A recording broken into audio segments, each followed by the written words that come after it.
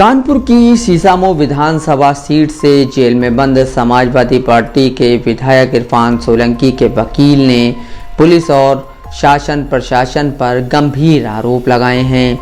उनका कहना है कि इरफान सोलंकी की कोर्ट में जो सीडीआर पेश की गई है उसमें टेम्परिंग की गई है। पुलिस और शासन प्रशासन के आदेश पर टेलीकॉम कंपनियों ने यह खेल किया है।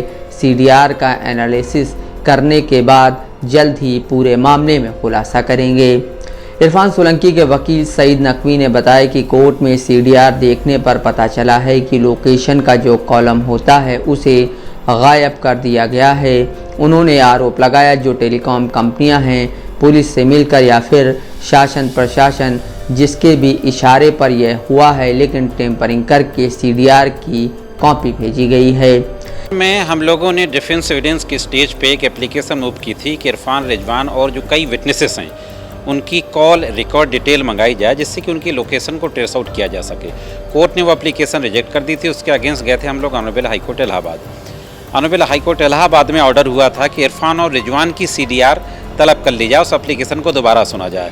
तो कोर्ट ने उसमें दोबारा ऑर्डर किया और सीडीआर मंगाई। आज हम लोगों को पता चला कि सीडीआर आई हुई है। कोर्ट में जो अवलोकन किया गया है उससे ऐसा प्रतीत हो रहा है कि जैसे लोकेशन का जो कॉलम होता है उसको उन्होंने गायब कर दिया है। फिलहाल आज हम लोगों ने कोर्ट से कॉपी मांगी है उस सीडीआर की और उस सीडीआर को डिटेल में स्टडी करने के लिए टाइम मांगा है। कोर्ट ने मंडे की डेट लगा दी है। पूरी सीडीआर का अच्छे से उसकी स्टडी कर लें, इसके बाद देखते हैं कि उस पर क्या किया जाएगा। हाँ, उस दिन ये आगजनी का केस नहीं था। उस दिन नीचे एक दूसरा केस था जो अकील ने दर्ज कराया था, उसमें गवाही होनी थी। तो अकील से क्रॉस एग्जामिनेशन कंटिन्यू हुआ, अकील नहीं आया था और उसी दिन गैंगस्टर भी लगा था। गैंगस्टर में अभी चार्ज फ्रेम होना है। हम लोगों ने एक एप्लीकेशन दी थी कि जो सीडी की कॉपी हमें उपलब्ध कराई गई है वो इनकम्प्लीट कॉपी उपलब्ध कराई गई है। तो अभी तक हमें कंप्लीट कॉपी केस डायरी की नहीं दी गई है। केस डायरी की कंप्लीट कॉपी मिल जाएगी तो फिर चार्ज की स्टेज पर हम लोगों को जो भी कहना होगा तो फिर कहेंगे।